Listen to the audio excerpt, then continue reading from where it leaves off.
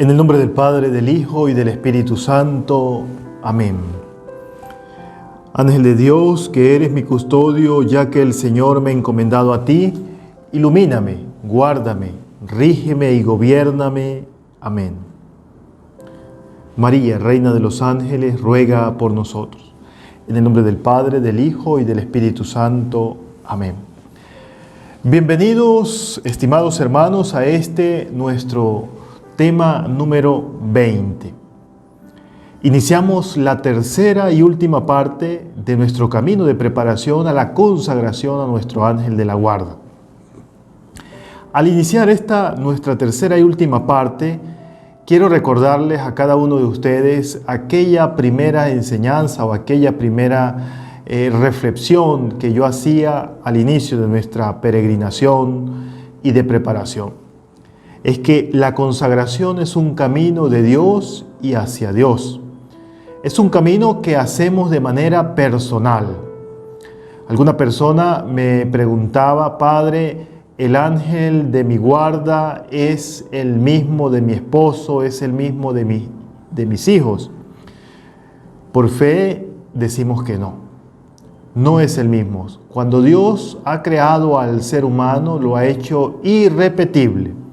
Cuando Dios ha creado las cosas del cielo y las de la tierra, las cosas visibles y las invisibles, las ha realizado únicas, porque Dios no se ha equivocado nunca.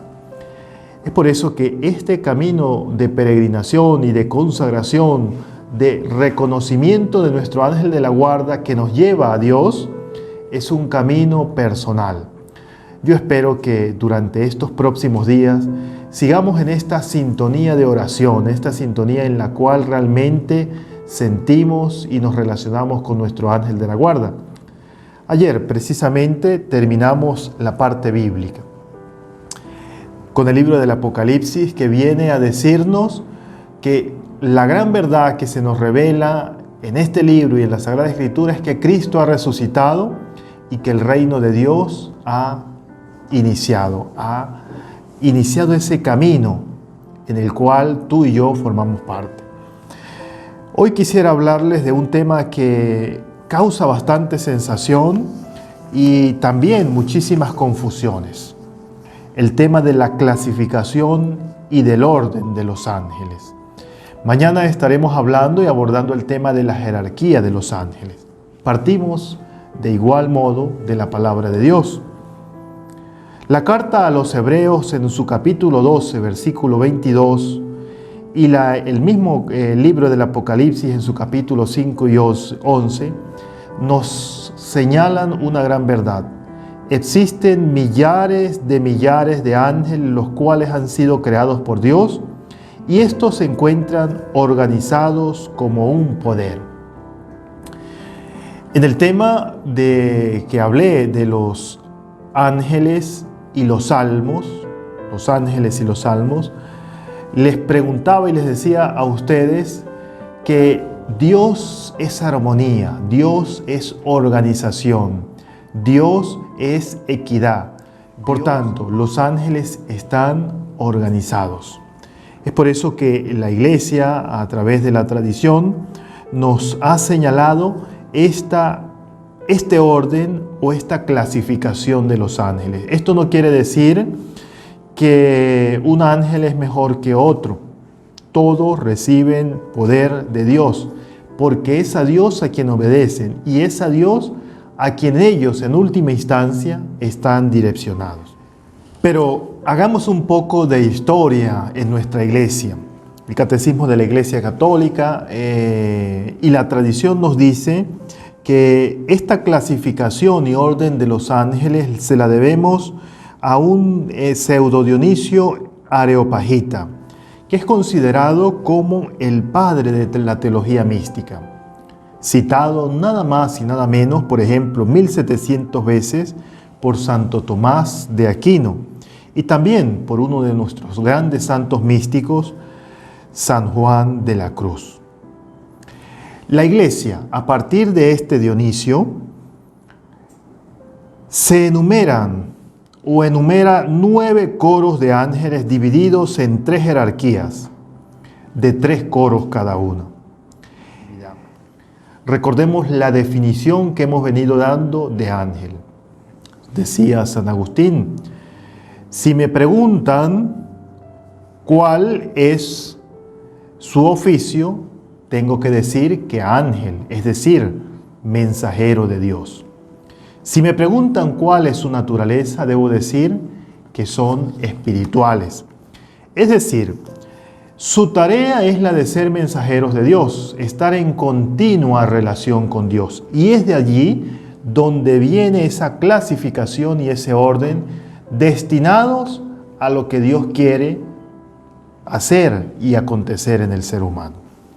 Por eso vimos en el libro del Génesis, en el libro de Éxodo, en el libro de Números, en las Crónicas, en los Reyes, hasta llegar al Apocalipsis, como la presencia de los ángeles en las realidades humanas se ha manifestado para no hacer otra cosa más que decir que es Dios quien tiene el dominio.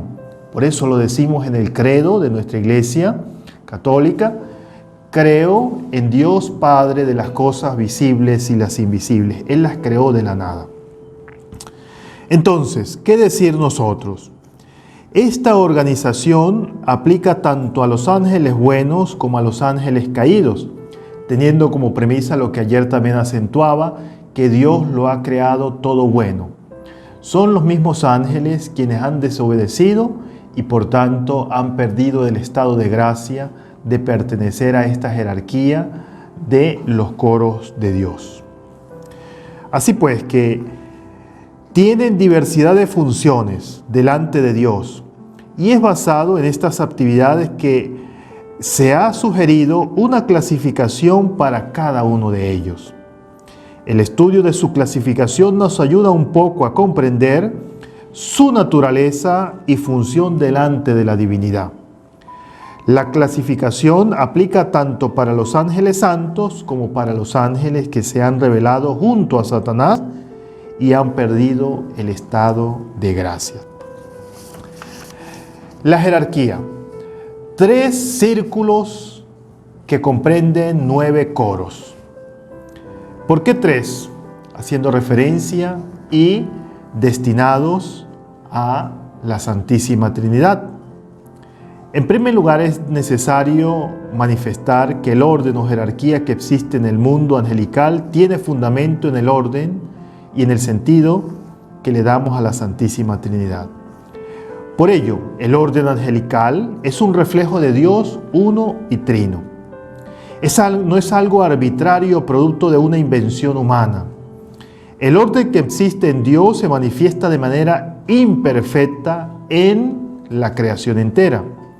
Cada criatura, cada cosa ocupa un lugar que le corresponde. Y al mismo tiempo, este orden presupone una armonía en todas las criaturas, porque Dios es armonía. Es interesante ver esta orden y clasificación de los ángeles en sentido de Dios, en sentido trinitario. ¿Por qué? Porque Dios ha establecido un proyecto, Dios ha establecido una organización y un deseo de actuar en el mundo. Y Él actúa cuando quiere, como quiere y donde quiere, porque es sencillamente Dios. Es por eso que estas jerarquías están ordenadas a la adoración a Dios y al servicio de Dios. La imagen entonces que puede ayudar a comprender este tema de los ángeles es la de los círculos. El primer círculo corresponde a los más cercanos a Dios, de forma que allí radican, según este pseudo Dionisio, los serafines, los querubines y los tronos. Que el día de mañana, cuando hablemos y expliquemos cada uno de ellos, veremos cuál es la función y cuál es el papel que han desempeñado a lo largo de la historia. El segundo círculo es el círculo que se encuentran los coros, las dominaciones, las potestades y los principados. Y el tercer y último círculo es el círculo que recibe la luz de Dios, pero no de una manera tan cercana a los ángeles del primero y del segundo coro. Asimismo, son los ángeles más cercanos a los hombres. En este círculo están las virtudes, los arcángeles y nuestro ángel custodio. Es necesario decir y aclarar una cosa, de acuerdo a la tradición, que de alguna forma hay unanimidad respecto a la secuencia de los coros que integran el primer círculo. Igualmente hay una unanimidad en la posición que ocupan los arcángeles y los ángeles. Sin embargo, frente a los hombres y secuencias que ocupan los demás coros, no hay unanimidad. Debido, entre otras muchas razones, a que el apóstol San Pablo, al hablar de este tema en diferentes cartas, no sigue el mismo orden. Esto no quita ni agrega. Esto va de acuerdo a la teología y de acuerdo al fundamento, por ejemplo, cuando hablaba de la presencia de los ángeles en la literatura paulina.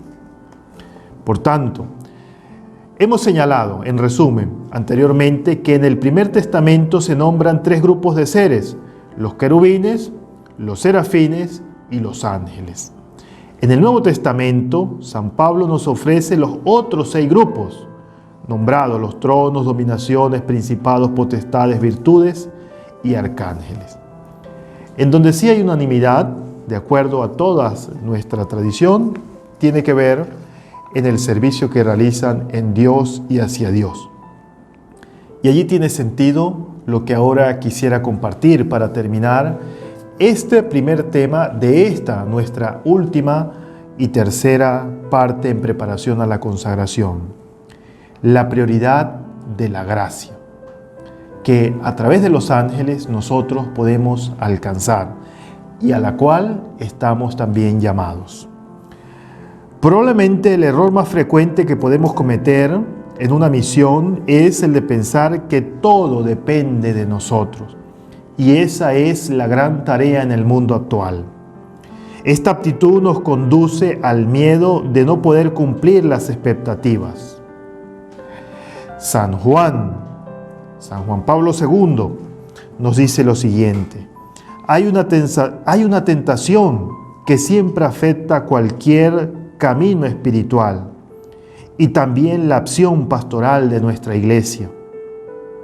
Pensar que los resultados dependen de nuestra capacidad de actuar y de proclamar. Allí la enseñanza que quisiera dejar como tarea para nuestro tercero y última parte de preparación. Escucho con frecuencia muchas personas que hablan de decretar, de nombrar, de establecer. Decreto que los ángeles, decreto que con la espada de San Miguel, decreto que con el poder de los ángeles, decreto esto y decreto lo otro. Ese es el pecado del cual ayer también hablábamos, de esa voz del demonio que nos habla el catecismo de la Iglesia Católica, que nos hace alejar de Dios. El católico cristiano no decreta, el católico cristiano espera la voluntad de Dios. Esa es la gran experiencia que al menos he querido transmitir cuando hablaba de los ángeles en la Biblia. Dejar que Dios actúe en nuestra vida, pedir la fuerza y pedir la compañía de nuestros ángeles, estos coros que están ordenados, que están clasificados, que están en servicio de Dios y en sintonía con el hombre, para que acontezca Dios en nuestra vida. Pidámosle a nuestro ángel de la guarda, pidámosle a estos coros que también mañana vamos a ver con mayor claridad, que nos ayude para que ese Dios viva y se haga presente en cada uno de nosotros. Muchísimas gracias por haberme acompañado una vez más en este tema. Los espero el día de mañana. Que Dios les bendiga.